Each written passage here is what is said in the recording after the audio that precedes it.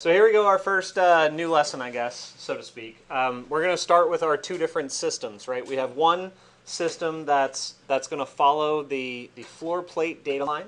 We have another system that's going to follow the panel datum line. But first, I want to create the basis upon which this is all going to be built, which is the actual frame of the curtain wall itself. Okay, so are you guys familiar with the term curtain wall? Yes. Okay, so you know that it's made up of mullions, and those mullions have thickness, and you need to account for that, right? Yeah. Does anybody need a refresher? No shame if you do. I do. All right.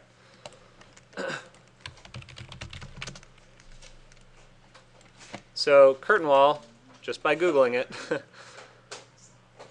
I'm not super creative with preparing all these things ahead of time, but so this is the most basic form of curtain wall.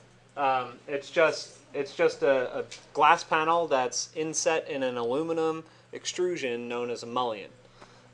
So we need to account for that thickness. Sometimes it's rather large, sometimes it's rather thin, sometimes it's made out of additional metal pieces and not just the aluminum extrusions. So what we're going to do is create something like that for us to start operating on. And there are a bunch of different ways of doing it. There are ones that are thinner. There are some that are that actually don't really have an exterior element. Some of them have special trims, but we're just going to keep it super basic and do something more like this. Okay? Answer your questions? All right. So our objective here is to take these individual surfaces and reduce them. Okay? And for this exercise, think of this way. For this exercise, how critical do you think it is that my mullions are exactly 2 inches wide?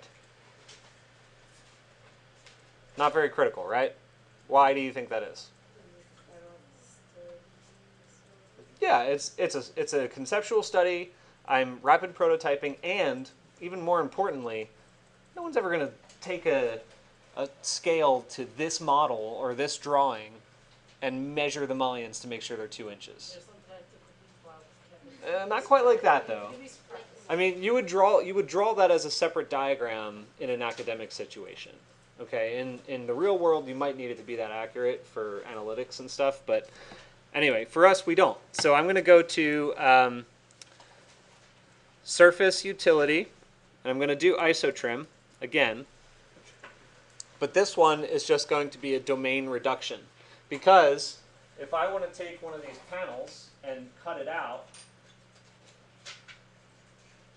all I need to do is take slightly less than the size of that panel and cut it and just reduce it by like 1 or 2% on either side and then just trim it out.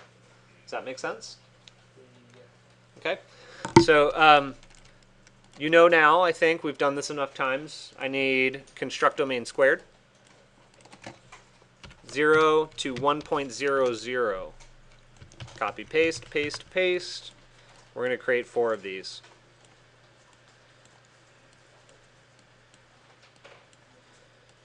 You guys know where to start this, right?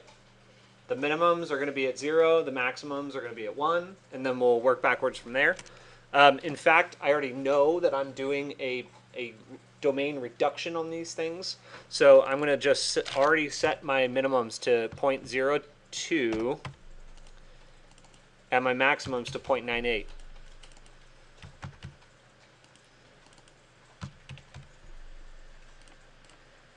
Plug that in there. Plug this in here. And the only other thing you need to do on this is reparametrize it. All right. Now, what that did is it created these slight reductions of each of my panels. Now, I need to take care of the fact that perhaps I want to account for the fact that I have thickness in my slab.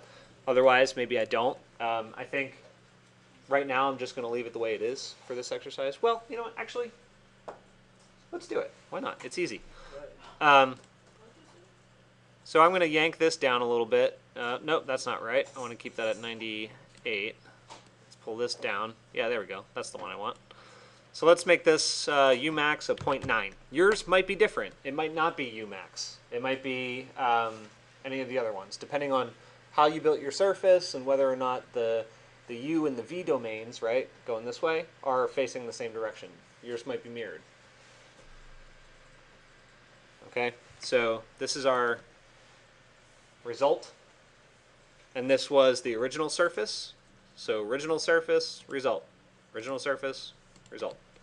Now, the key for this is to just use solid difference, and it's just going to trim the two out and leave us with the frame itself.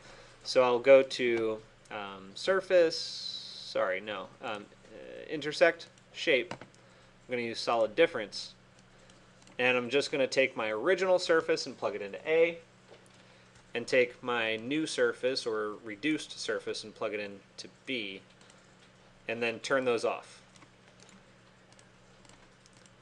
That's how you get the frame for each of the windows or panels.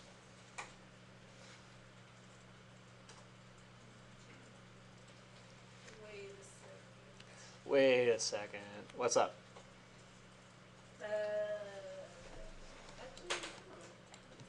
Is it newer to the effects with foresight? Yeah, you just do the same thing on all four of the input values.